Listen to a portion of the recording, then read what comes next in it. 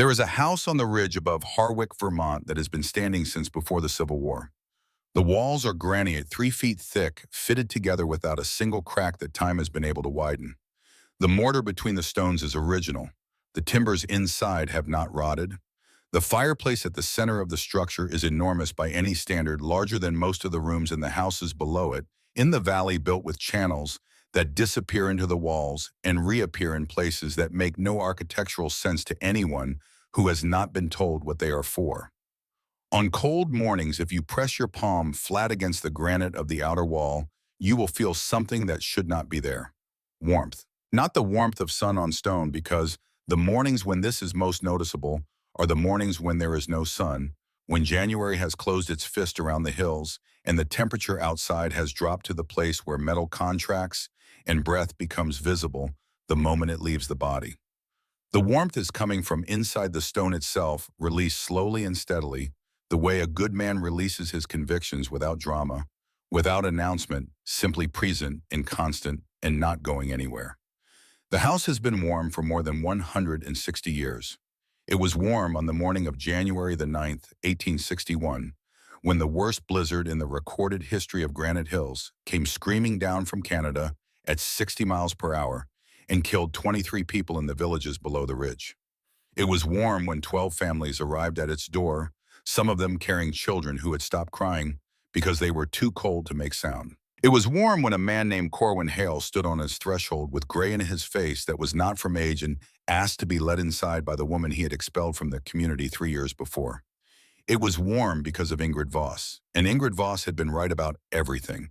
The story begins not in January, but in the summer before the summer before the summer before that.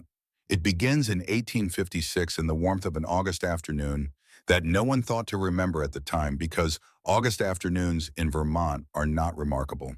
They are simply what August is: hot and green and full of the sound of insects in the meadow grass, in the smell of hay drying in the fields, in the ordinary industry of a community going about its seasonal business.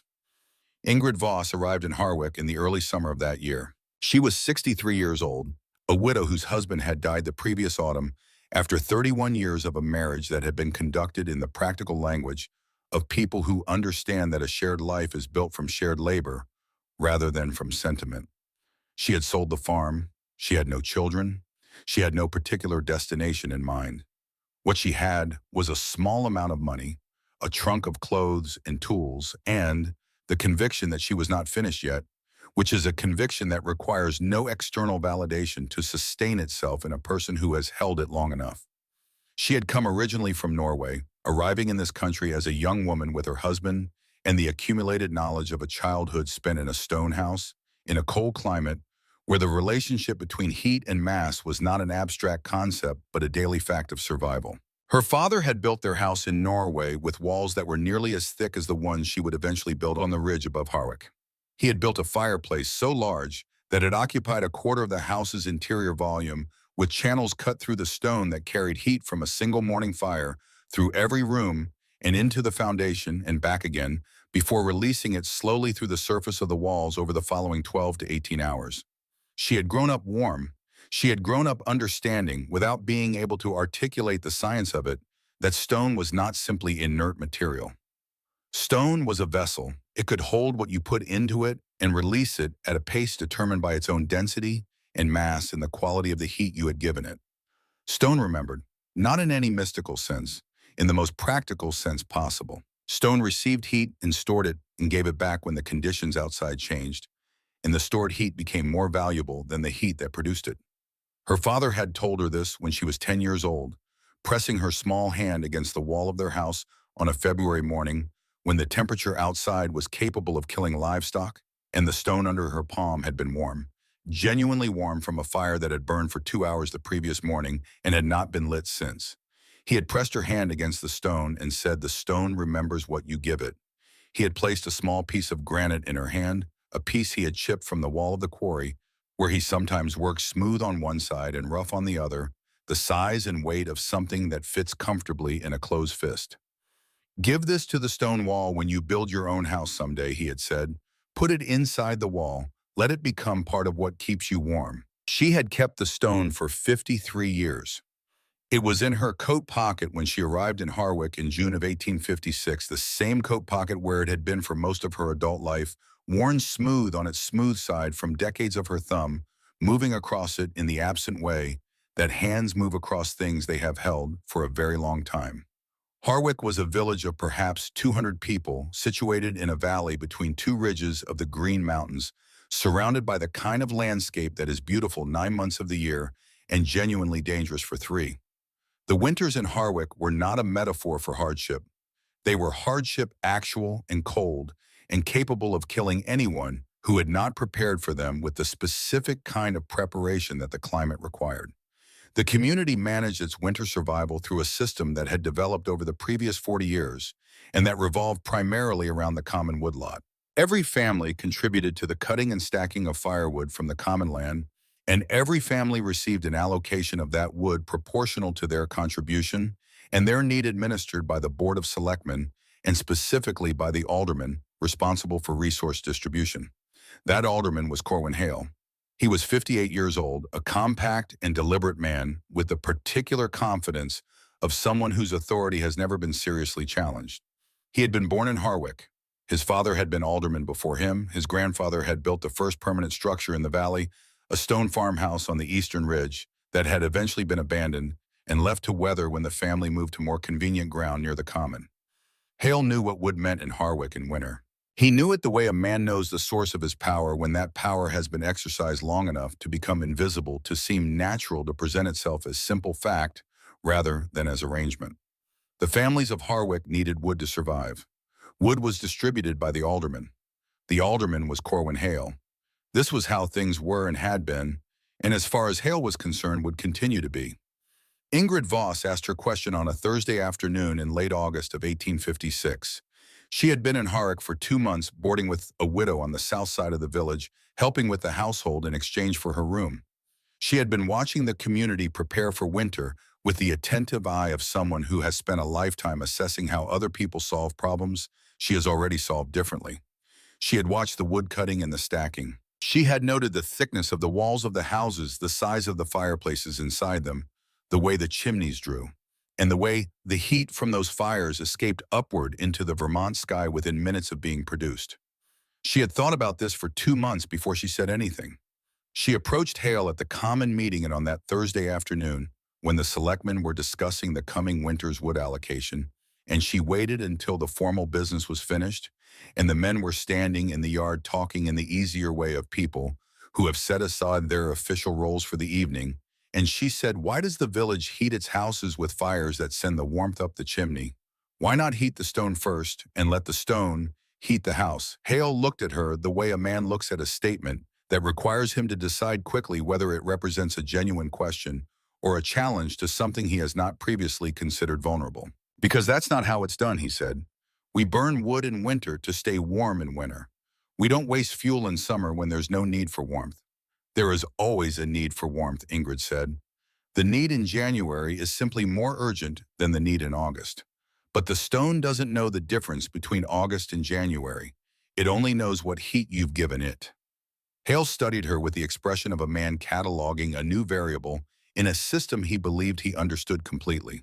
She was a widow. She was new to the village. She was 63 years old, and she was standing in his meeting yard telling him that the community had been managing its heat incorrectly for 4 decades. What she was also doing, though neither of them named it in those terms, was describing a system that would make the wood allocation unnecessary. If a house could store enough heat in its walls over the summer to carry through the winter without significant additional fuel, the common woodlot became redundant. And if the common woodlot became redundant, the alderman's authority over its distribution became redundant with it. Hale did not think through all of this consciously in the 30 seconds he stood looking at Ingrid Voss in the meeting yard. But he arrived by whatever route the mind takes to conclusions it does not examine at a response. "What you're describing is a waste of fuel," he said. "Any fire burned in summer is fuel that could be saved for winter. You'd be spending what you need most when you need it least. It's backward thinking." Ingrid looked at him. She was not a woman who argued. She had learned over 63 years that arguments are most effective when they are made by things rather than by words. A warm wall in January argues more effectively than any sentence. "I understand," she said. She turned and walked back toward the widow's house. Emmett Swale found her the following summer. He was 84 years old and he walked with a stick, and his hands, when he held them out flat, trembled with the fine, continuous tremor of a man whose body has been communicating its objections for years and has learned that the man inside is not listening. He had been a stonemason for 50 years, the son of a Finnish immigrant who had brought to Vermont the particular understanding of heat and stone that his own grandfather had developed in Finland across a lifetime of building structures designed to survive winters that made Vermont seem mild by comparison. Emmett had built fireplaces for the entire county. Good fireplaces, functional fireplaces, the kind that drew well and warmed a room and did not smoke in crosswinds. He had built what the community asked for because what the community asked for was what he could sell, and what the community asked for had never been what he actually knew how to build. What he actually knew how to build was a masonry heater, a fire structure of a completely different kind than the standard fireplace. A firebox surrounded by a massive stone through which the combustion gases traveled a long and winding path before escaping through the chimney, losing their heat to the surrounding mass at every point along the way, so that by the time the exhaust reached the chimney, it had been cooled to near ambient temperature, and the stone around it had absorbed nearly all of the fire's thermal energy. A structure that was fired intensely for 2 to 3 hours with very dry, very hot burning wood, and that then released that stored heat slowly over the following 18 to 24 hours through its massive exterior surfaces. A fire you burned for 2 hours that heated your house all day and all night. His grandfather had called it the long heat. Emmett had tried to interest his customers in it for 40 years. He had explained it. He had drawn diagrams. He had described the Finnish winters his grandfather had described to him, and the houses that stayed warm through those winters on a fraction of the fuel that their neighbors consumed. Every single customer had looked at the size of the structure he was proposing, at the cost of the stone, and the labor at the weeks of construction time it required, and had chosen the simpler, cheaper, faster fireplace instead. He had stopped explaining 30 years ago. He had heard about Ingrid Voss from his neighbor, who had heard about her from the widow she boarded with, who had mentioned in passing that the new woman from Norway had said something strange to Alderman Hale at the common meeting about heating stone in summer. The description had traveled from the widow to the neighbor to Emmett's ears over the course of several weeks, losing detail and gaining embellishment at each transfer, so that by the time it reached him, it was barely recognizable as the original statement. But the core of it was there. Stone, heat, summer fires for winter warmth. He walked the mile from his cottage to the widow's house on a morning in July of 1857. He knocked on the door, and when Ingrid opened it, he said, "I heard you asked about heating stone instead of air." She looked at the old man with his walking stick and his trembling hands and his 84-year-old face, and she said, "I did." He said, "I've been waiting 40 years for someone to ask that." She stepped back from the door and let him in. He sat at the widow's kitchen table, and he talked for 2 hours, and Ingrid did not interrupt him once. She asked 3 questions each of them precise and technical, each of them demonstrating that she was not encountering these ideas for the first time, but was instead recognizing things she had known in a different form and was now hearing described with the vocabulary and the engineering that her childhood understanding had lacked. He told her about the masonry heater. He told her about the channels cut through the stone, the path the combustion gases traveled, the way heat transferred from gas to stone, the specific thermal mass required to store enough energy to carry a house through 24 hours of cold. He drew on a piece of paper the diagram his grandfather had drawn for him 60 years before the winding path of the flue through the stone, the firebox and its surround the outer surfaces through which the heat would eventually radiate into the room. "Stone is patient," Emmett said.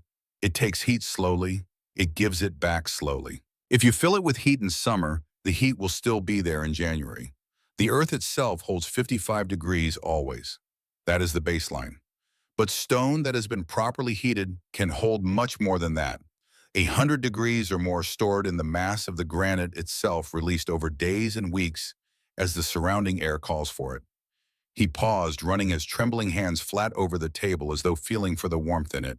"The secret is not burning more wood," he said. "The secret is burning wood once, and burning it so well that the stone remembers the fire long after the fire is gone. The stone remembers." Her father's words. 53 years earlier, a small piece of granite pressed into a 10-year-old girl's hand in a cold country, and her father's voice telling her what stone was capable of. She reached into her coat pocket, which was hanging on the peg by the widow's door, and took out the stone. She set it on the table between herself and Emmett. It sat there between them, small and dark and worn smooth on one side by 53 years of a thumb moving across it. He looked at it for a moment. Then he looked at her. "I know what that is," he said. She put the stone back in her pocket. "I need to learn everything you know," she said. He came every day for 6 weeks. Not to the widow's house, but to the place Ingrid had already identified as the site for what she was going to build. There was an abandoned structure on the eastern ridge above the village, a stone farmhouse that had been left to weather when the family that built it moved to more convenient ground decades before. The walls were still standing, the roof was gone. The interior was exposed to the sky and had been filling with leaves and bird activity and the general slow reclamation that nature conducts on anything human beings abandon. The walls themselves were original granite fitted without mortar in some places, and with mortar that had held for decades in others. The foundation was solid. The stone was good. Ingrid had looked at this structure the week after she arrived in Harwick and had understood immediately that it was material waiting to be used rather than a ruin waiting to be mourned. She had not known then exactly what she was going to build. She knew now. Emmett came each morning and told her what she needed to know, and she wrote it down in a notebook she had bought at the general store. Small careful writing in the margins, and between the lines when the pages filled diagrams and measurements, and the specific ratios of firebox volume to flue cross-section to total stone mass that determined whether a masonry heater would function at its full efficiency or merely approximate it.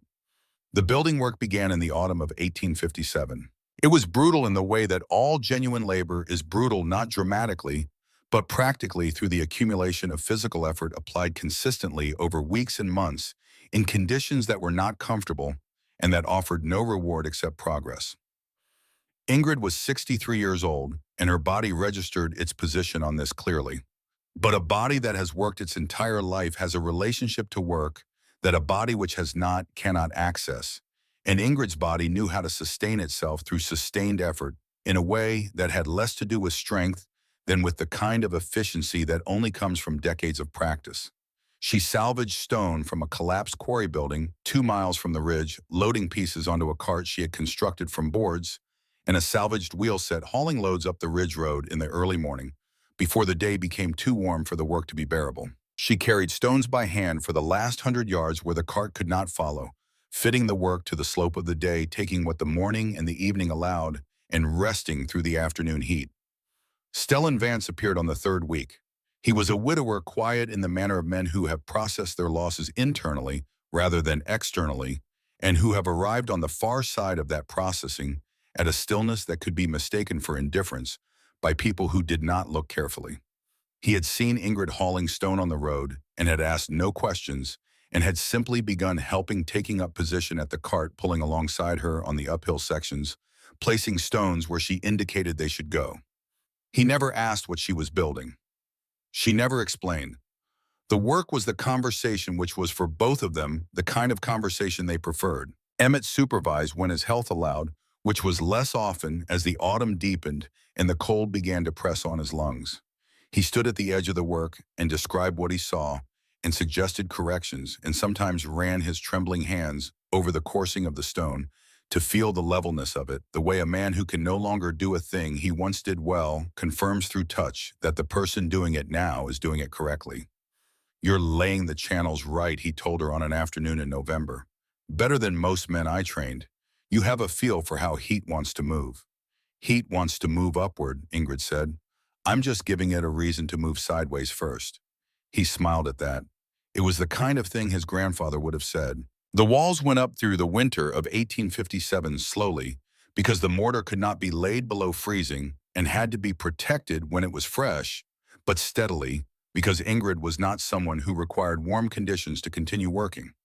She learned to mix the mortar in batches small enough to use before it cooled to cover the fresh courses, with canvas weighted at the edges against the wind, to read the temperature of the stone with her palm and know when the work could continue and when it could not. The fireplace was the work of spring and early summer, 1858. It was larger than anything Emmett had built in 50 years of professional practice. The firebox alone was wide enough to accommodate logs 2 feet long, with an interior volume 3 times that of a standard fireplace. The channels that carried the combustion gases through the surrounding stone were cut by Ingrid herself with a mason's chisel and a hammer, working the granite inch by inch, following the diagram from her notebook, with the precision of someone who understands that the difference between the design and the execution is where heat is lost or kept. The channels wound through the walls of the fireplace, surround in a long descending spiral, maximizing the distance the hot gases traveled through stone before reaching the chimney. The stone they passed through absorbed heat at every point. By the time the exhaust exited through the flue, it had been cooled to a fraction of its original temperature, and the stone surrounding it had absorbed nearly all of what the fire had produced. On paper drawn in small, careful lines in a notebook bought at the Harwick General Store, it looked like a maze designed by someone who had never built anything. In stone, it looked like the most solid thing in the county. Emmett stood in the doorway of the finished structure on a July afternoon in 1858 and looked at what Ingrid had built. He looked for a long time. He did not speak immediately. He walked slowly along the walls, pressing his trembling hands against the granite at different heights, reading the stone, the way a man reads something in a language he loves deeply and has not read in years. "You did it right," he said finally. "Better than I could have managed. Better than anyone I trained. Someone in your family understood stone," he told her. "These things pass through generations even when we don't know it." "My father pressed my hand against our wall in Norway," Ingrid said, "when I was 10 years old. February. The fire had burned the morning before and not been lit again. The wall was warm." Emmett nodded. He knew the sensation. He had felt it in his grandfather's house in Finland, as a young man had felt it every time he had worked on a masonry heater in the decades that followed the specific and irreplaceable sensation of stone, giving back what summer had given it in the depth of winter. "They'll call it madness," he said. "When you start burning wood in August, they'll come and look at the smoke, and they'll say, 'You're simple.' They'll say, 'You're wasting what everyone else is saving.' They said that about your grandfather's fireplaces too," Ingrid said.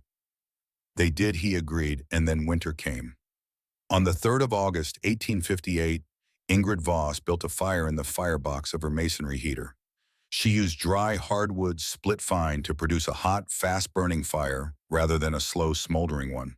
The difference mattered. A slow, smoldering fire produces smoke and carbon and relatively little heat.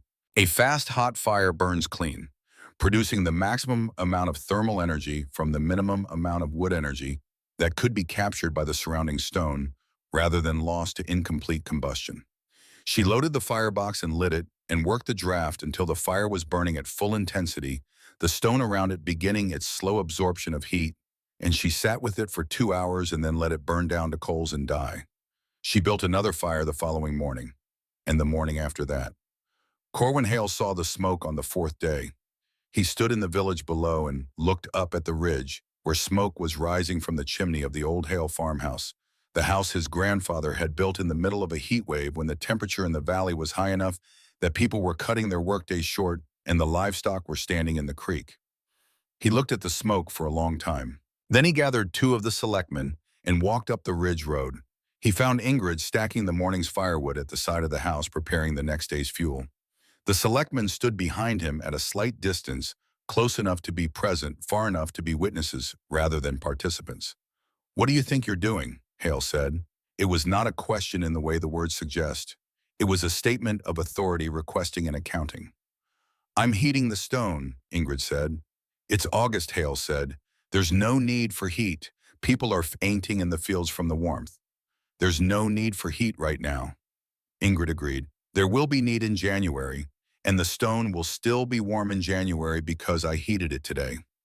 Hale looked at the chimney. He looked at the stack of split hardwood. He looked at Ingrid with the expression of a man conducting an assessment whose conclusion he has already reached. "That wood came from the common supply," he said. "It did not," Ingrid said. "I cut it from deadfall on the upper slope. Nothing from the common." Hale paused at this. He had not expected it. He reassembled his position. "The wood you're burning now," he said, "is wood that could have been saved for winter. Every stick you burn in August is a stick you don't have in January.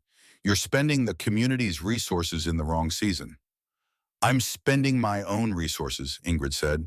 Cut from land that is not under your allocation. The selectmen shifted at the edges of Hale's peripheral vision. One of them looked at the ground. You're wasting, Hale said. The word carried the weight of a judgment that was not about wood. I'm cutting off your access to the common supply. You'll receive nothing from the woodlot until spring. If you want to burn your own wood in the middle of a heat wave, you can burn it without any support from this community. And you're not welcome at the common fire. You're not welcome at the church until you come to your senses about this wastefulness. He looked at her for a moment longer. You can survive on what you've built up here, or you can leave. Either way, you'll get nothing more from us. He turned and walked down the ridge road with the two selectmen behind him. Ingrid watched them go. She went back to stacking firewood. The expulsion from the community was not a small thing. It meant the loss of the social infrastructure that a village provides, the network of shared meals and shared labor, and the daily human contact that makes isolated rural life sustainable over the long term. It meant managing everything alone that a community manages together. It meant the specific loneliness of existing in proximity to a group of people who have decided collectively and deliberately that you are outside the boundary of their concern. Ingrid had survived loneliness before. She had survived the specific loneliness of losing a husband after 31 years. She had survived the loneliness of selling the farm and leaving the landscape that had been her daily context for 3 decades. She had survived the loneliness of arriving in a new place at 63 years old with no family and no history there and no particular reason for the community to find her interesting or worth including. She was not unfamiliar with the texture of being outside. What she did in the weeks and months that followed Hale's decree was work. She walked miles in the early mornings to gather deadfall from the forest branches and fallen trunks that had died naturally and were dry enough to burn hot nothing from the common woodlot.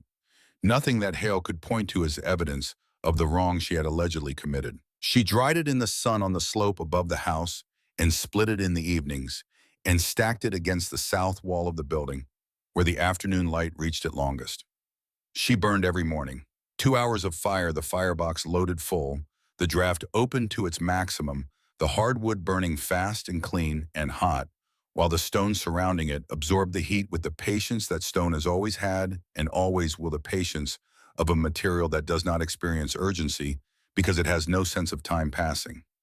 Emmett came when he could, which was less and less often, as the autumn arrived and his lungs began to remind him more insistently of the rock dust they had processed over 50 years of professional life. He brought food from his own stores when he came setting it on the granite ledge inside the door without ceremony, because ceremony would have required both of them to acknowledge that the gesture was more significant than the transaction of neighbor helping neighbor, and neither of them wanted to do that.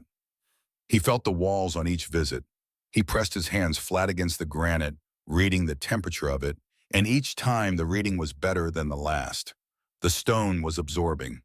The stone was filling. They'll come to you, he said on an October morning, sitting on the low stone bench Ingrid had built along the south wall of the house. When the first hard freeze touches these hills, they'll come. They cast me out, Ingrid said, and they'll beg to come back in. Emmett's voice was matter of fact, the voice of a man reporting what he had observed to be true many times. First they ignore, then they dismiss, then they mock, then they need. That's the full cycle, and the only question is how cold it has to get before the kneading begins. He looked up at the ridge above them, at the line of granite that ran along the top of the hill, like the spine of something that had been there longer than anything else in the landscape. Make it bigger, he said. Make room for more people than yourself. The bad winter is coming. I can feel it. He ran his hands over the stone bench he was sitting on, feeling its warmth in the October air.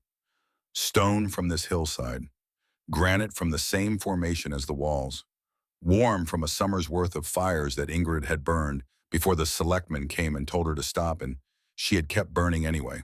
He looked at her.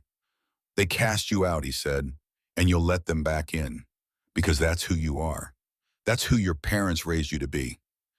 He came back twice more before November closed the road to his old legs. On his last visit, he was quieter than usual, moving through the rooms of the house with the attention of a man making a final accounting, touching the walls and the firebox and the channels where he could reach them, confirming with his hands what he had confirmed with his eyes every time he had come, that it was right, that the stone was right and the channels were right, and the heat that the fires of 3 summers had deposited in the granite walls of this house would still be there in January. He paused at the door when he left. My grandfather built houses like this in Finland, he said. He told me they were the best things he ever made, better than anything you could buy, better than anything you could build with money instead of understanding. He looked at the door frame, at the granite fitted tight on either side, at the mortar that had not cracked in a Vermont winter. I never got to build the best thing I knew how to build, he said, until I helped you. He walked down the ridge road and Ingrid watched him go. She went inside and placed her father's stone on the granite ledge above the firebox. She pressed it flat against the warm surface of the wall and held it there for a moment, feeling the heat that the stone of the wall had been holding since July, feeling it through the small piece of granite her father had put in her hand 53 years before. The stone remembers what you give it. Outside, the October sky was moving toward the gray that precedes the serious cold of northern Vermont, the gray that means the warmth is finished and the patience of winter is beginning. In the valley below the ridge, the village of Harwick was stacking its wood for the season, counting its cords, relying on the allocation that Corwin Hale administered, and on the fires that would be built each day and each night from now until April, sending their heat up the chimneys into the Vermont sky, warming the air for a few hours before the cold returned. In the house on the ridge, the walls held their warmth. They would go on holding it. Emmett Swale died in November of 1860, peacefully in his own bed, 84 years old, the last of a knowledge that would have died with him if a 63-year-old widow from Norway had not asked exactly the right question on a Thursday afternoon in August of 1856. Ingrid buried him on the slope above the house with a headstone she cut and fitted herself from a piece of the ridge granite. It read, "He taught me to read the stone." The January that followed was the worst winter in the living memory of anyone in Harwick, Vermont. And the walls on the ridge were warm. The first winter after the expulsion was the winter that proved everything and changed nothing. This is the particular cruelty of being right before the world is ready to see it. The proof exists. The evidence is present and measurable and available to anyone willing to climb a ridge road and press a palm against a granite wall. But the world has organized itself around a different understanding, and reorganizing around a new one requires an admission that is more painful than the cold it would prevent. And so the world chooses the cold. Harwick chose the cold. The winter of 1858 into 1859 was hard but not catastrophic. The ordinary Vermont winter that the community had been surviving for 4 decades with its allocation system and its common woodlot and its trust in the methods that had carried it through before. Families burned wood at the rate they always burned it, which was the rate that got them to April without freezing, but did not get them there comfortably with wood left over and rooms that stayed warm through the night, rather than dropping to temperatures that could be felt in the quality of the air when you exhaled. In the house on the ridge, Ingrid barely burned anything at all.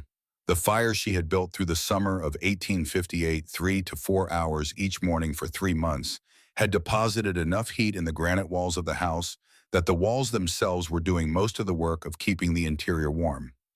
She maintained a small fire every few days, not because the house needed it desperately, but because she was continuing to add to the stone's reserve, and because a small fire kept her cookstove functional and gave her the light and the focal point that a fire in winter provides for the human spirit, independent of its thermal contribution. The walls stayed at 60 degrees when the temperature outside was 12. She moved through the rooms in her wool dress without the extra layers that winter normally requires, because winter normally requires them to compensate for the inadequacy of thin walls and fires that heat the air rather than the stone. Her walls were 3 feet thick. They did not require compensation. She knew the village noticed the smoke, or rather she knew the village noticed the absence of smoke. The chimney of the house on the ridge produced a thin thread of gray on the days when she burned her small maintenance fires, and nothing at all on the days between, when every other chimney in Harwick was pouring smoke into the January sky from fires that burned continuously all day, and into the night the chimney on the ridge was cold, and the cold chimney of a house that was clearly occupied was a fact that could not be ignored. The whispers moved through the village in the way that whispers about unexplained phenomena always move which is not from person to person in a straight line, but through the whole community, simultaneously picked up and modified and added to at every point of transmission until the original fact is embedded in a structure of speculation that is more comfortable to inhabit than the bare truth. Witchcraft was mentioned. This was not said seriously by people who believed in witchcraft literally, but it was said, which is a way of reaching for an explanation that does not require admitting that the unexplained thing might have a rational cause. If the cause is rational, then someone understood it, and if someone understood it, then the people who dismissed it were wrong, and being wrong is harder than witchcraft. Theft was the more popular theory. Ingrid was assumed to be accessing the common woodlot at night, taking what she had been denied through official channels, through unofficial ones, which would explain the warmth of the house and the absence of smoke without requiring anyone to consider the alternative. No one climbed the ridge to look. Looking would have required a conversation, and the conversation would have required someone to be the first person to say publicly that they had gone to see if the Norwegian widow had solved the winter problem in a way that 4 decades of Harwick tradition had not. Ingrid spent the winter working. She had begun the work of expansion that autumn, adding a second room to the north side of the house, extending the heating channels through the new walls, increasing the total thermal mass of the structure. The work was slower in winter than in summer, the mortar requiring careful management in the cold, but it was not impossible, and she had learned enough about working stone in cold weather to manage it. She also discovered something that Emmett had not described to her either, because he had not known it, or because he had known it and considered it too obvious to mention.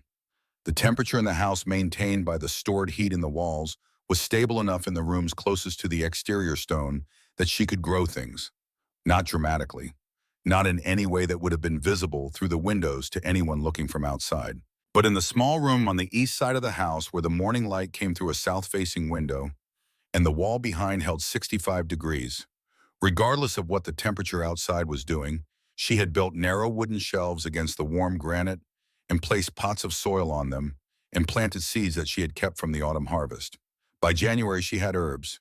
By February, she had small lettuces, tight and dark green, growing slowly in the winter light that filtered through the window glass. Fresh greens in February in Vermont. There was no explanation for this that did not involve either the warmth of the walls or something that the village had already decided to attribute to witchcraft, and since Ingrid was not advertising what she had, the discovery remained private. She ate fresh food through the winter months while the families below her ate what they had preserved in the fall: salt pork and dried beans and root vegetables from their cellars, the diet of a community that accepts winter as an absolute condition rather than as a problem with solutions. Greta Aldrich came in February. She came alone on a morning when the snow was deep enough that the walk from the village to the ridge road took serious effort, and she arrived at Ingrid's door with wet boots and a face that showed the mixed expression of a woman who has decided to do something she is not sure she will be able to explain to the people who will ask her about it later. She was 55, the wife of one of the most established families in Harwick, a woman whose position in the community gave her opinions a weight that most people's opinions did not have. She had heard the whispers. She had contributed to some of them in the early weeks with the social reflex that adds one's voice to the community chorus whether or not one has examined what the chorus is saying. She had been thinking since October. Ingrid opened the door and stood aside. Greta walked into the main room and stopped. She stood in the room and felt the air, and the air was warm. Not fire warm, not the immediate heat of proximity to a flame, but the pervasive, even warmth of a space where the temperature has been maintained at a stable level for so long that warmth has become the ambient condition rather than the temporary achievement of a recent fire. Her coat, which she had not taken off in any interior space since November because interior spaces required it, felt suddenly excessive. She turned slowly. She looked at the walls. She placed one hand against the granite of the north wall, the exterior wall, the wall that faced the Vermont winter directly. The stone was warm, not hot. Warm in the way that stone warms when it has been absorbing heat for a long time and releasing it at a controlled rate into the air around it. She looked at the small fireplace in the corner, which was cold. No fire had been burned in it for 2 days. She looked at Ingrid. "I looked through the window," Greta said. "Last week, I came up the road and I looked through the window before I knocked." Ingrid waited. "You were eating," Greta said. "You were eating something green." Ingrid said. Greta looked at the shelves on the east wall, the small pots with their dark soil and their patient green growth. She sat down on the stone bench near the door and looked at her hands in her lap for a moment, in the way of someone arriving at a conclusion they have been resisting. I told Alderman Hale you were stealing from the common woodlot, she said. I didn't know it was a lie when I said it. I thought it must be true because I couldn't think of anything else that would explain the chimney. Ingrid said nothing. I know now that it wasn't true, Greta said. Her voice was level, the voice of a woman making an accounting rather than offering sentiment. And I know now that you were right about something that most of us were too proud or too comfortable to look at. She paused. I'm not here to apologize. I'm here because I want to understand. Ingrid looked at the woman sitting on the stone bench in her warm winter room. Then understand, she said. I'll show you everything. She showed her, not as a performance of vindication, but as the straightforward transmission of practical knowledge from one person to another who has arrived at the point of being ready to receive it. She showed Greta the channels in the walls where the heat traveled. She described the principle of thermal mass, the way stone absorbed energy slowly and released it even more slowly. She explained the summer fires, the specific quality of wood that produced the cleanest and hottest combustion, the draft management that maximized the heat captured by the stone versus the heat lost to the chimney. Greta listened with the careful attention of a woman who has spent her life managing a household and understands that heat and food and the practical machinery of survival are not small matters. Why didn't you explain this? Greta asked when Ingrid had finished. When Hale came up here and accused you, why didn't you explain it then the way you just explained it to me? Because Hale didn't come up here to understand something, Ingrid said. He came up here to stop something. Greta looked at the warm wall. She climbed down the ridge in the February snow and said nothing to anyone for several weeks. But she had been in the room. She had felt the wall. The second winter, 1859 into 1860, was harder than the first. A preview, though no one knew it, of what was coming. Families used their wood allocations more quickly than the previous year. The cold arrived earlier and stayed later. The selectmen met in February to discuss emergency measures, and the measures they discussed were all variations on the existing system, more cutting, better storage, stricter allocation, because the system was what they had, and systems resist replacement even by people who can see they are failing. Ingrid used the summer of 1859 and the summer of 1860 to continue building. She added the north room she had begun the previous year and started work on a third room on the west side, extending the heating channels through new walls and adding to the total mass of heated granite that the house contained. By the summer of 1860, the structure had nearly 3 times the thermal mass of the original rebuilt farmhouse, and the fires she burned through those 2 summers filled that mass steadily, layer by layer, the way a vessel fills when you pour into it consistently over time. She gathered her wood from the forest above the ridge from deadfall and standing dead timber in the branches that came down in the spring storms. She walked miles in the early mornings before the heat of the day, loading her cart with what she found, hauling it back, splitting it, stacking it in the places she had designated for drying. She worked the way she had always worked, which was without resentment and without calculation, because the work itself was not the problem. The work was the answer. Corwin Hale came up the ridge on a December morning in 1860. He came alone, which told Ingrid something. A man who comes with witnesses comes to perform authority. A man who comes alone comes to negotiate. She saw him on the road from the window of the east room while he was still 50 yards from the door. She did not go to the window or change anything about what she was doing. She set down the tool she was holding and went to the door and opened it before he knocked. He looked older than he had looked 2 years ago. The winters had worked on him the way winters work on everything that is exposed to them without adequate protection. His coat was good, the best wool, and his boots were well made, but something in the set of his face said that the cold had been reaching him in ways that his clothing did not address. She stepped back from the door. He walked inside. He stood in the main room and felt the warmth of it settle against his cold face. And for a moment he was simply a man coming in from the cold into a warm room, and something in him responded to that with the animal gratitude of a body whose baseline condition is cold and which has just been offered relief. Then he looked around at the walls, at the room, at the 3 feet of granite that separated this interior from the December outside, and the gratitude moved into something more complicated. He sat down without being asked. "I've heard about the winter coming," he said. "Reports from the northern counties. The cold is going to be worse than anything recorded." Ingrid waited. The village's wood supply, Hale said, is not adequate for a winter like what they're describing. She knew this. She had been watching the wood supply since October, walking the perimeter of the common woodlot in the early mornings on her way to gather her own fuel, counting the remaining cords with the eye of someone who has done this kind of calculation many times and knows what the numbers mean. "What do you want?" Ingrid said. Hale looked at the warm wall beside him. He reached out one hand and placed it flat against the stone, and she saw his face change when he felt what was there. He left his hand on the wall for a moment before he pulled it back. "I want," he said, and then he stopped and began again. "I need the village to be able to use what you've built here, this winter." "On what terms?" Ingrid said. He looked at her directly for the first time since he had come through the door.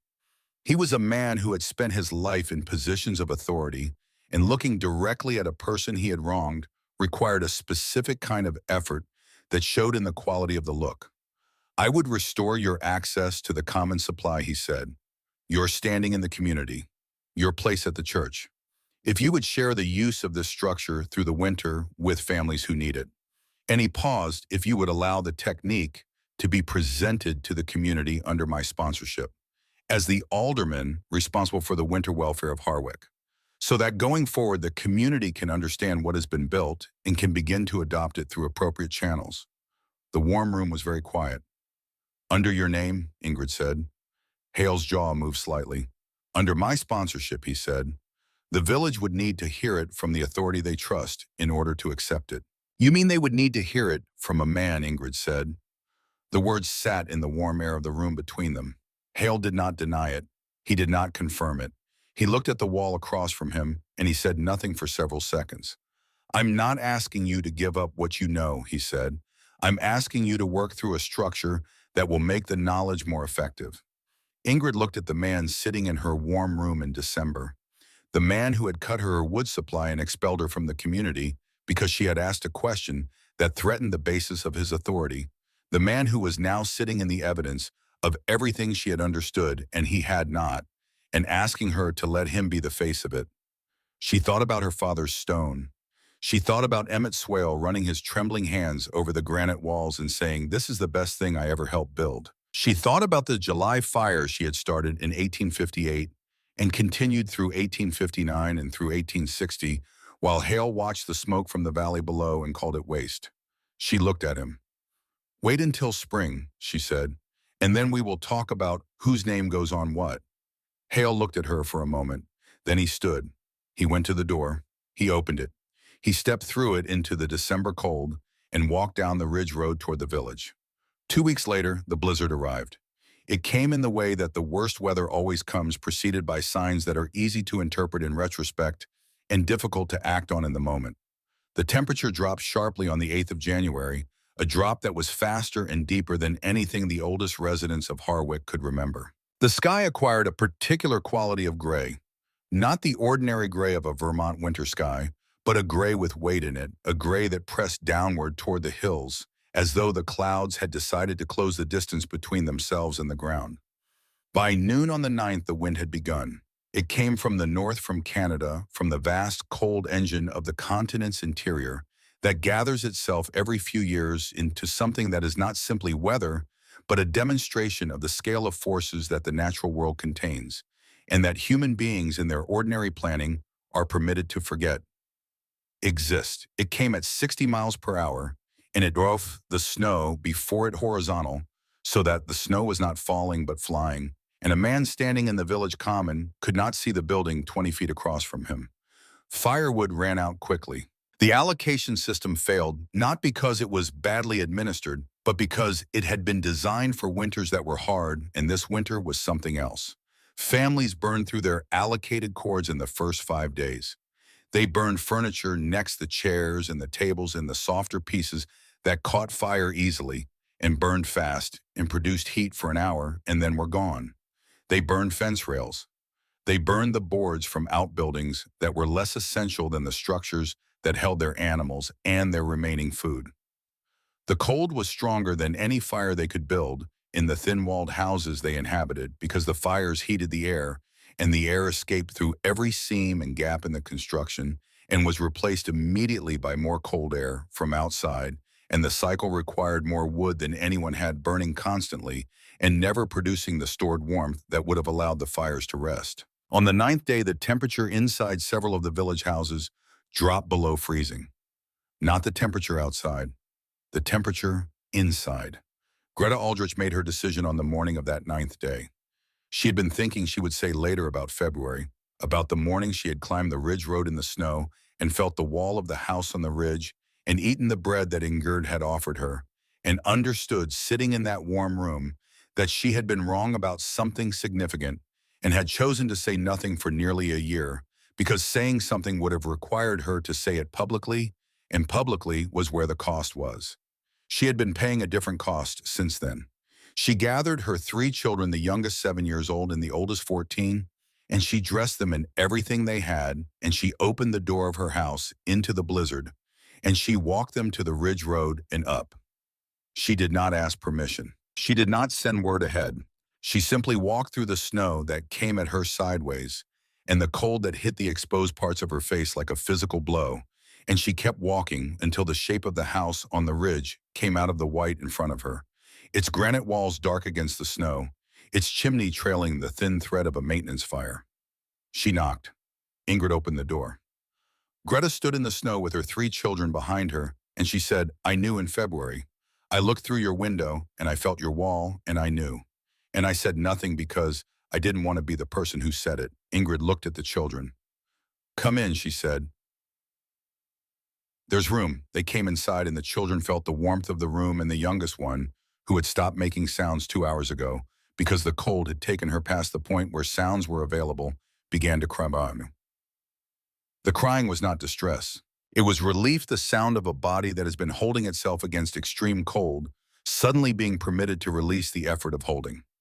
Greta pressed her hand against the granite wall of the main room, and she stood there with her hand against the warm stone, and she wept without making a sound, which was a different kind of release than her daughter's crying, but came from the same place, the recognition of a thing finally arrived at after a long time of being withheld.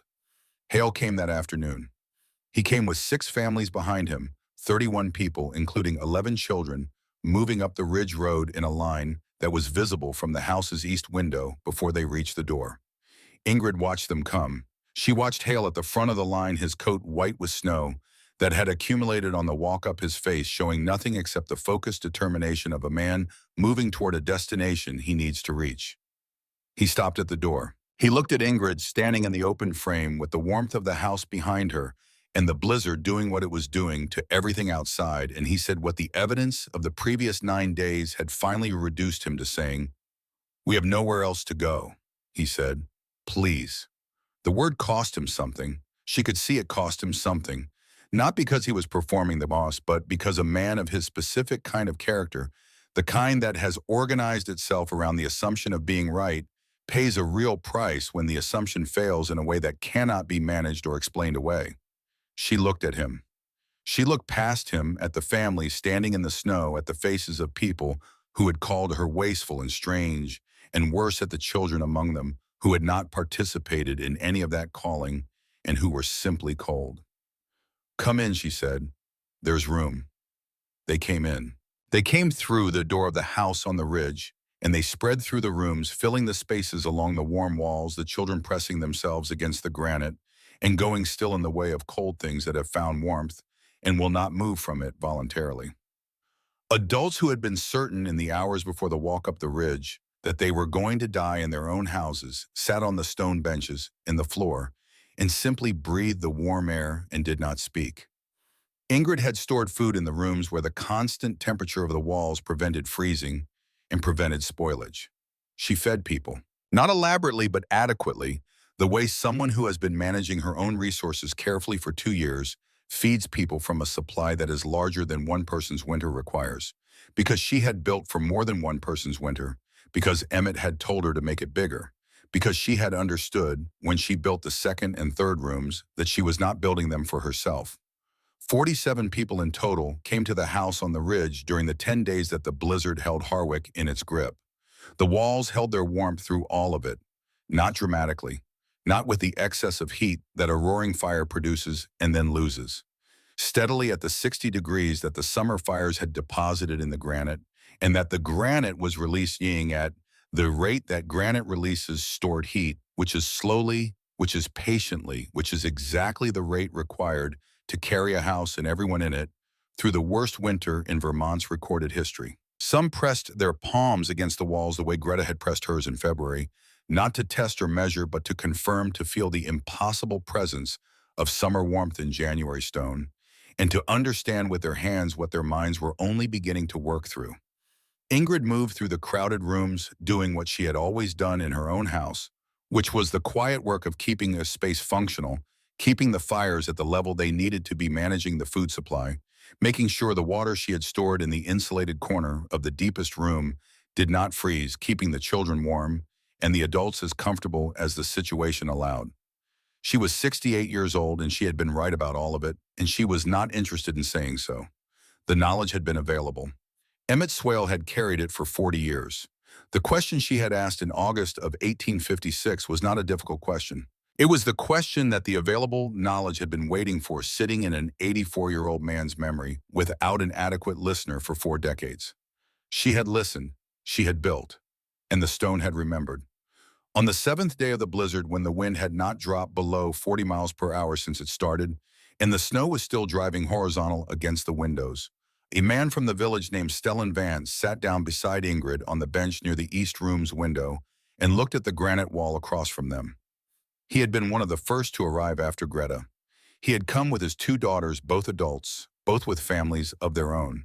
He had said almost nothing since arriving, which was consistent with what Ingrid had observed about his character in the period before her expulsion, that he was a man who processed things internally and completely before speaking, and who therefore spoke rarely but not without content.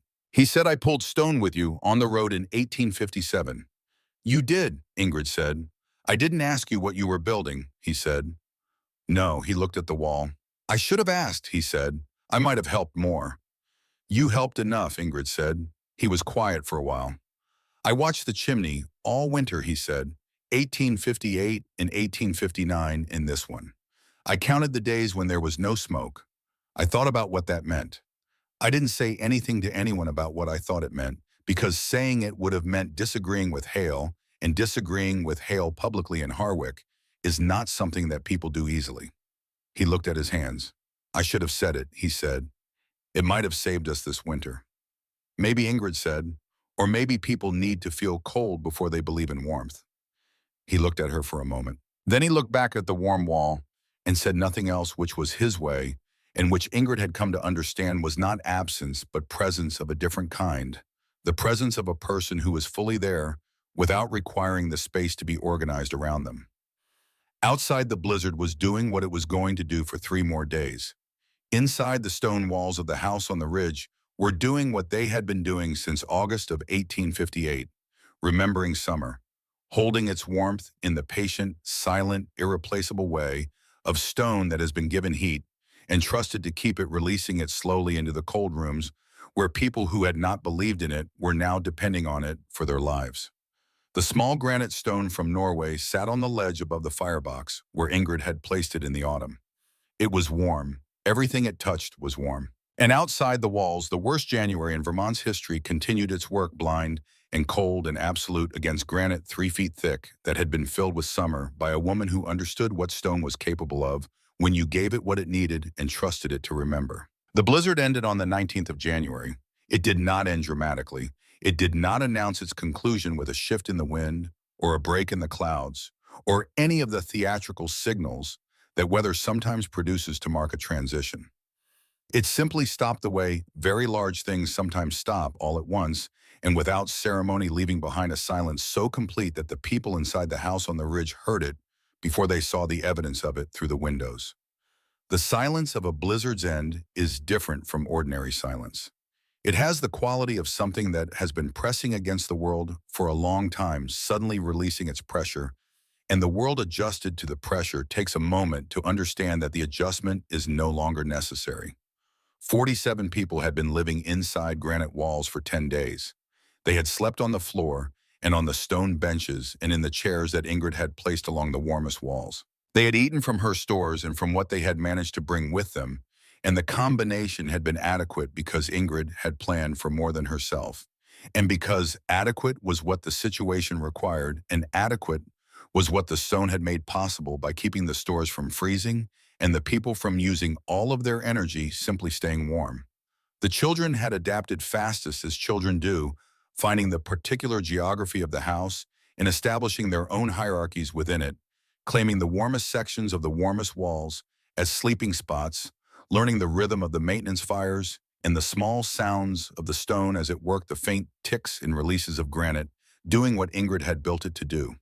The adults had been quieter.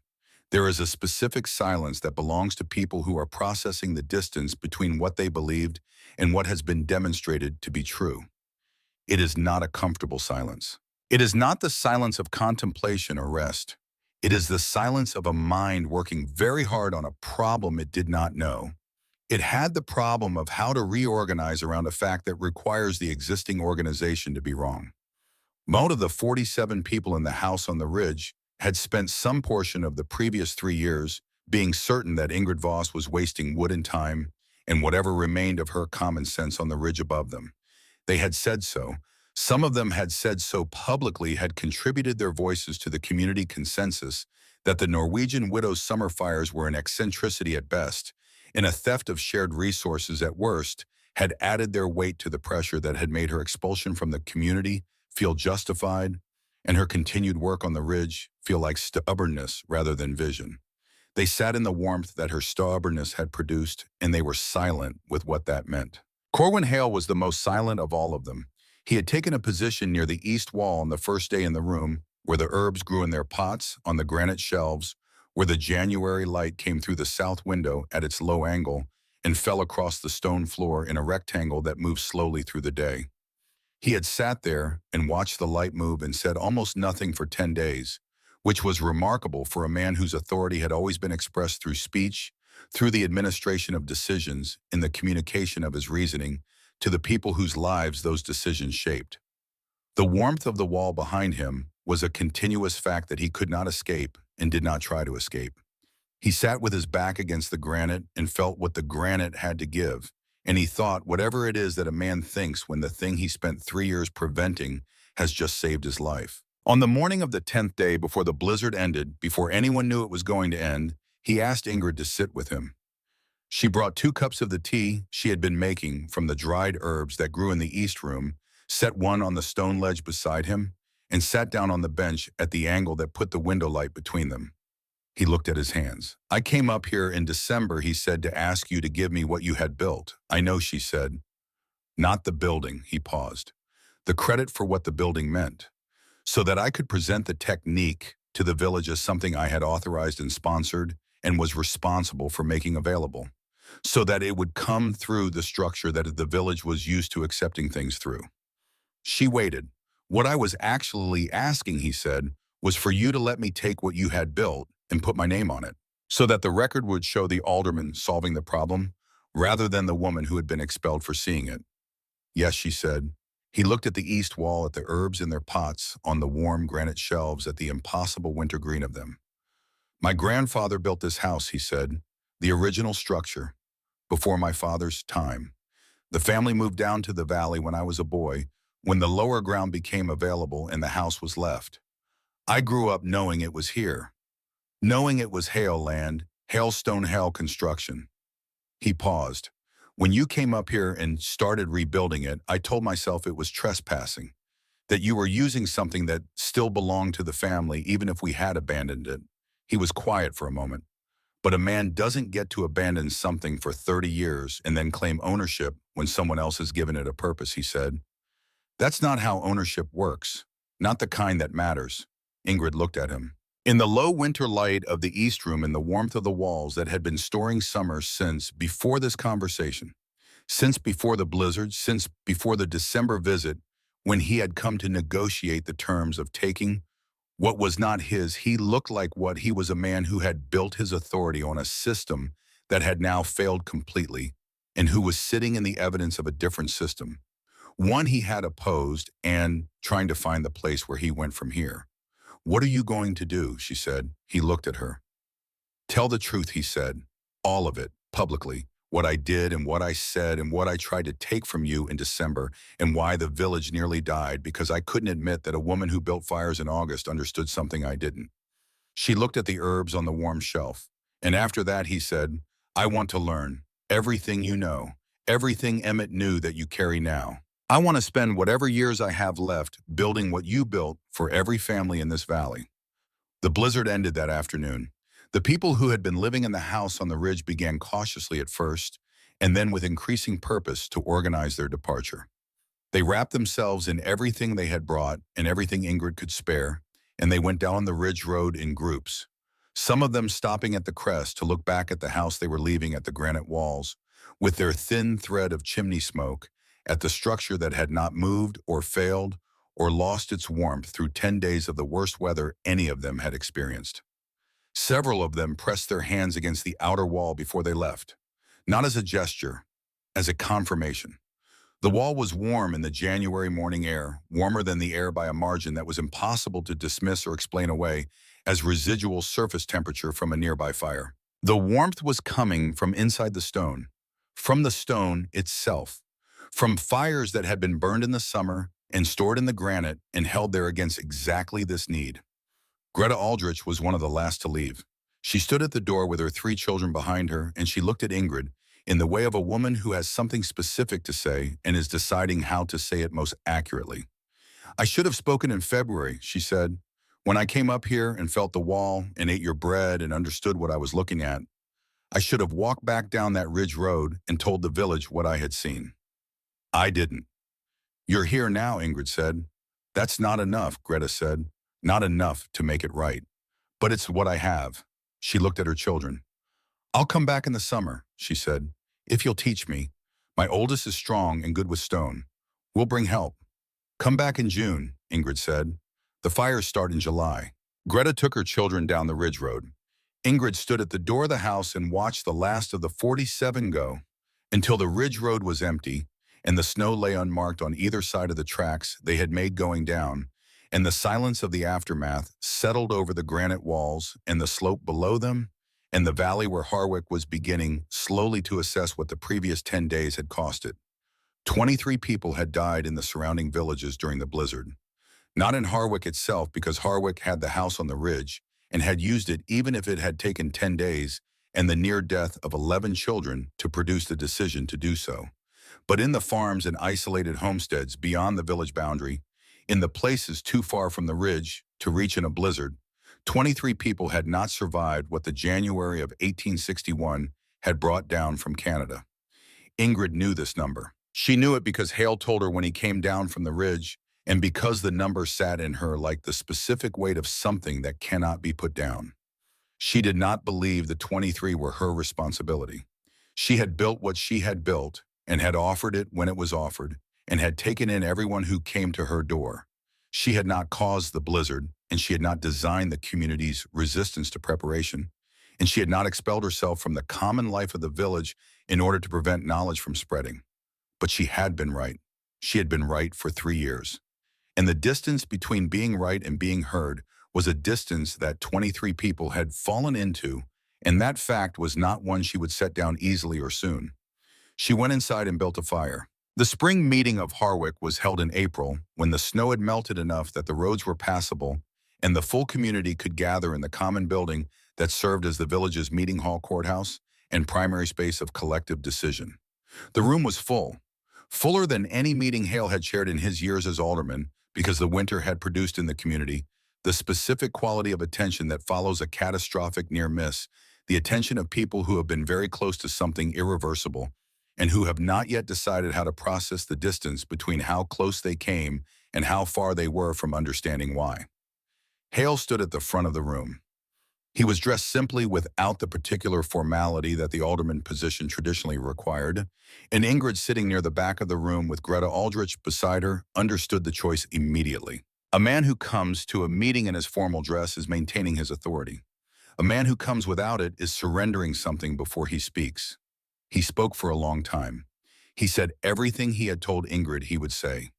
He said it in the order that made it most complete and most accurate, beginning with the August afternoon in 1856 when she had asked her question at the common meeting and he had dismissed it, moving through the years of her work on the ridge and his active interference with that work, his use of the community's consensus to amplify her expulsion and to make her position outside the village feel like justice rather than convenience. His December visit to the house on the ridge and the terms he had proposed, which he described with the specific vocabulary of what they had actually been, an attempt to take what she had built and replace her name with his on it. He said, I called her wasteful. I cut her wood supply. I told his community that the Norwegian widow burning fires in August was simple, was strange, was spending what we needed most when we needed it least. I told you this for 3 years and you believed me because I was your alderman and because it was easier to believe me than to climb that ridge road and press your hand against her wall. He paused. I nearly killed you, he said. All of you. Because I could not admit that a woman who had been in this village for one summer understood something about stone and heat that 40 years of Harwick tradition had not figured out. Because admitting she was right meant admitting I was wrong, and being wrong in public is the thing that men in my position fear more than they fear the cold. He looked at his hands on the lectern. The cold, he said, doesn't care about my position. The room was quiet in the way of 60 people who are listening with the full attention of people who have recently been given a reason to listen carefully. I'm resigning as alderman effective today, he said. Not because I think it will help, not because it will undo anything, because the position is built on the trust that I know what this community needs, and I have demonstrated very clearly that I don't. Someone who doesn't know what a community needs should not be administering it. He looked up from the lectern toward the back of the room. Ingrid Voss saved 47 lives this January with knowledge she has been trying to give this village for 3 years, he said. She did it alone with her own materials on her own time after being expelled from the community that is now alive because of her, he paused. I will spend the years I have left trying to do 1/10 of what she did. Building what she built for families who cannot build it themselves, learning what she knows, teaching what I learn. Not as alderman, as a man who finally understands what he was too proud to see. He stepped back from the lectern. He walked to the side of the room and he sat down and he did not stand again. And the position of alderman of Harwick was effectively vacant for the first time in 3 decades. The room was quiet for a long moment. Then a woman named Dorset Fairweather, 60 years old, and the widow of the previous winter's most productive woodcutter, stood up and said, I want to learn the technique. I want to start this summer. I have granite on my property and I can build. Then a man named Rufus Crail, who had been one of the families sheltered on the ridge during the blizzard, stood and said the same thing, then 2 more, then 3. Ingrid sat in the back of the room with Greta beside her and watched the meeting reorganize itself around a future that had been available for 3 years and was now finally being moved toward. She did not go to the front of the room. She did not stand and speak. She sat and watched and listened, and when the meeting ended and people came to her with specific questions about stone and mortar and channel dimensions and firebox ratios, she answered each one directly and completely because the knowledge was the point and always had been. Stellan Vance found her at the edge of the common yard when the meeting had dispersed and the crowd had thinned to the small groups that always remain after significant things, talking through what has happened in the more manageable scale of 2 and 3 people. He handed her a bundle wrapped in canvas. She unwrapped it. Inside was a set of mason's tools, chisels and a hammer, and a pointing trowel, good quality, clearly cared for, with the worn handles of tools that have been used by someone who understood their purpose. My father, Stellan, said, he was a stone man. Good one. He died before I could learn everything he knew. He paused. These should be used by someone who knows what they're doing. Ingrid held the hammer.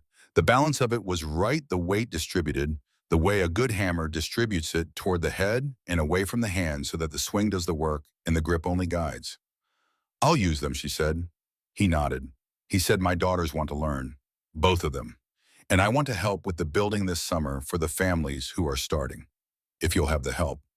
She looked at him. She thought about the Ridge Road in 1857, the cart loaded with granite, and the 2 of them hauling it up the slope without words, the work as the conversation.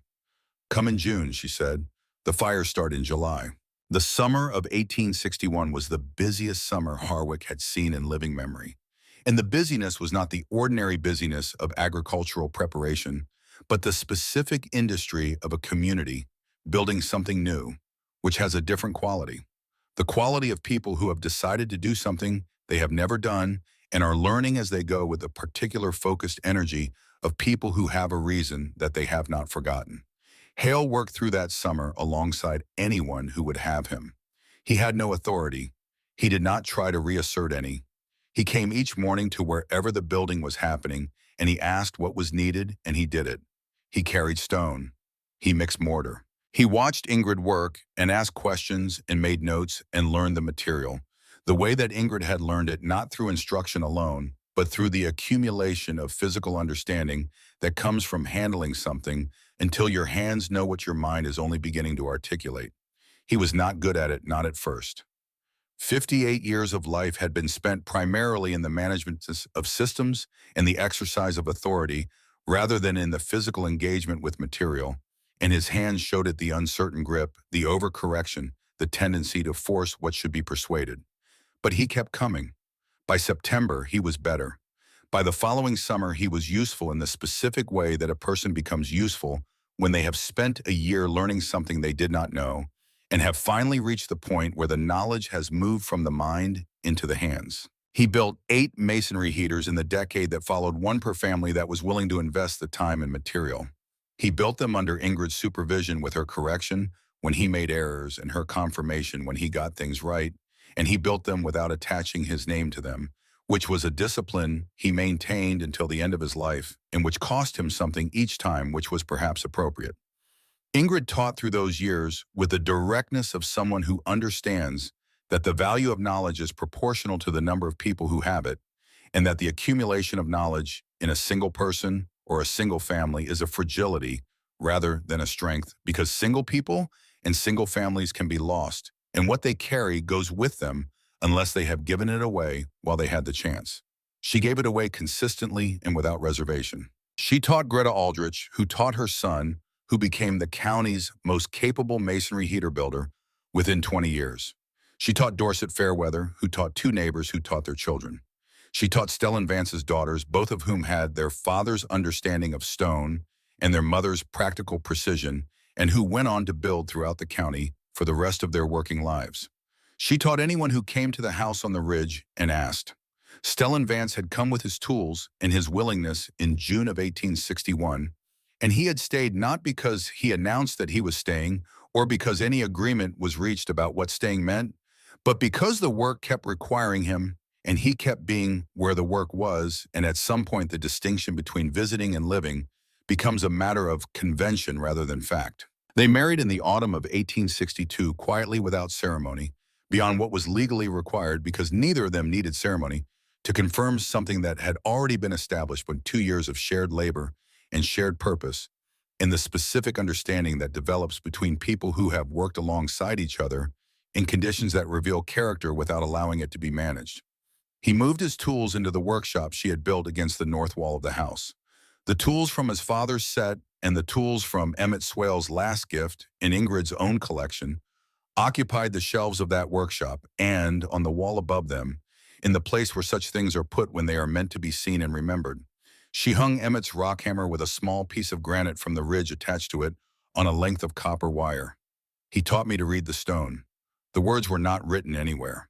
They were simply present in the workshop, in the hammer, in the granite, and the knowledge that every person who came to learn from Ingrid was receiving something that had originated in an 84-year-old Finnish-American man who had spent 40 years waiting for someone to ask the question that would allow him to give it.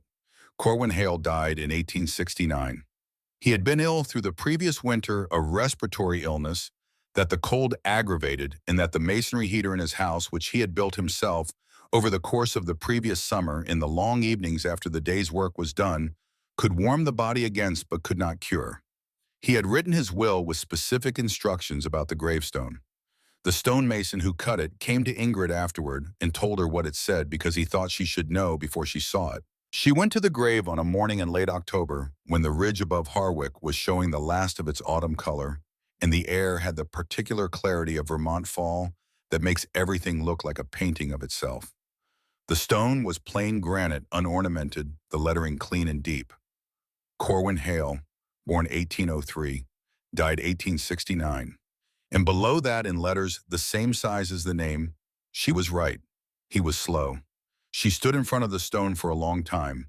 She did not feel triumph. She had not felt triumph in January of 1861 when the families came up the Ridge Road, and she did not feel it now standing at the grave of the man who had cut her wood and expelled her and tried to put his name on her work. What she felt was something more complicated and more complete than triumph, a recognition of the full shape of what had happened, the long arc from the August afternoon when she had asked a question at the common meeting and been dismissed to the January when the question had answered itself in granite and warmth and 47 lives to this October morning, and the words a man had chosen for his own stone words that said more about his character than most men's entire inscriptions. She had been right. He had been slow. Both things were true. Both things had always been true. And the slowness had cost something that could not be recovered. 23 people who had died in the wider storm, a decade of winters less warm than they could have been, the specific loneliness of being right in isolation for years before the world arrived at the same place. But the rightness had also cost something she understood standing at the stone in the October light. The rightness had required her to hold it alone for years, to build alone on a ridge, while the community she had hoped to be part of watched from below and attributed her work to madness or theft or witchcraft or sheer stubbornness. The rightness had been real, and the isolation it produced had been real, and she had paid for both. She put her hand in her coat pocket. The small piece of granite her father had given her when she was 10 years old was there, worn smooth on one side by 62 years of her thumb, moving across it. She had taken it out of the wall after the blizzard, after the last family had left, and she was cleaning the house back into its ordinary order, and she had put it back in her pocket because she was not done with it yet. She was not done with it yet. She would carry it until she was, and she would know when that was. The phrase Voss walls entered the vocabulary of Vermont in the decades that followed. It entered not through any deliberate effort at naming, but through the organic process by which communities develop language for things they need to talk about regularly, the way any repeated experience develops its shorthand. When someone undertook preparation that seemed disproportionate to the immediate need preparation, whose value would only become apparent later when the need was greater, the old-timers would nod and say it was Voss walls. Maybe she knows something we don't. The phrase was used approvingly and sometimes with the rueful acknowledgement that the speaker had once been in the position of not believing in what the walls could hold, which is the position most people occupy until the cold arrives. Ingrid taught through her 60s and into her 70s, slowing as her body required her to slow, but not stopping, because stopping was not a concept she had organized her life around. She taught in the summer when the building work happened, and in the winter, she answered the letters that came to the house on the ridge from other counties, other states, people who had heard about the masonry heater through the networks of practical knowledge that move between communities of people who work with stone and wood and the management of heat and cold climates. She answered every letter. She wrote clearly and specifically with diagrams when the description required them, with the ratios and measurements that Emmett had given her and that she had refined through years of her own building, and she sent the letters back with the understanding that the knowledge going out into the world through those pages would find its way to people who would use it, and that the using was the point, not the credit for the using. Stellan read her letters before she sealed them and sometimes suggested a correction or an addition, because he had learned enough by then to know when she had assumed knowledge in the reader that the reader might not have. And his suggestions were always right, and she included them without comment, because the knowledge was what mattered and not the question of whose words expressed it. They were not a demonstrative couple. They had come together too late in life and through too much prior experience of the world's capacity for difficulty to have any illusions about what marriage was or to require it to be more than it was, which was a partnership organized around shared work and shared understanding and the specific comfort of proximity to a person whose character you trust completely. It was enough. It was, in fact, more than enough. It was the kind of enough that reveals, by contrast, how much of what people spend their lives pursuing is less than enough dressed up in the language of more. The house on the ridge stood through all of it. The walls did not settle. The mortar held. The channels through the stone carried heat in the summer and released it in the winter with the same efficiency they had demonstrated in the winter of 1861, because the physics of thermal mass do not change with the passage of time. and the granite of the Harwick Ridge does not forget what it has been given.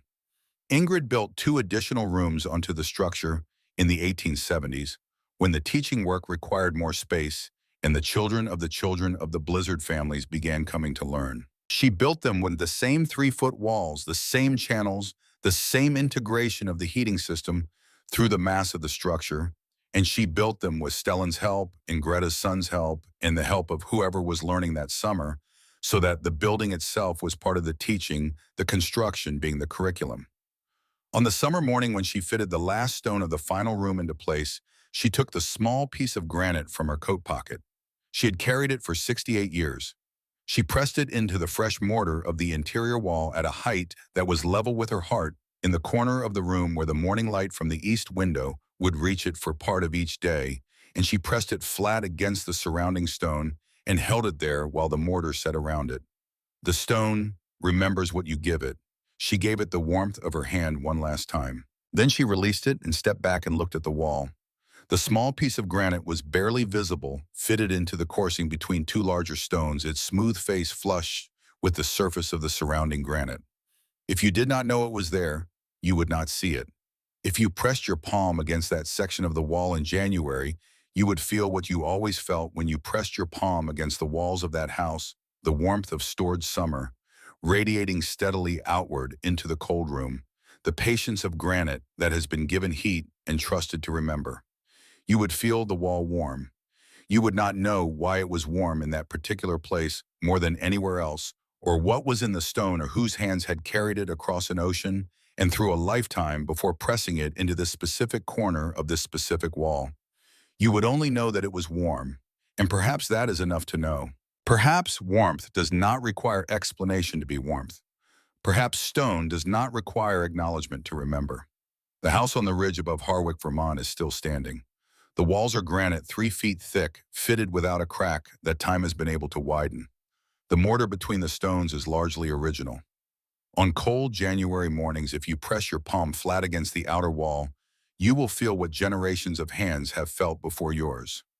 Warmth coming from inside the stone, from fires that were burned in the summers of the 1850s and 1860s, and every summer since by the people who learned what Ingrid Voss learned from Emmett Swale, and what Emmett learned from his grandfather in Finland, and what the grandfather learned from the Wyoming cold knowledge of people who understood that stone is patient, and heat is not lost, and summer is not gone.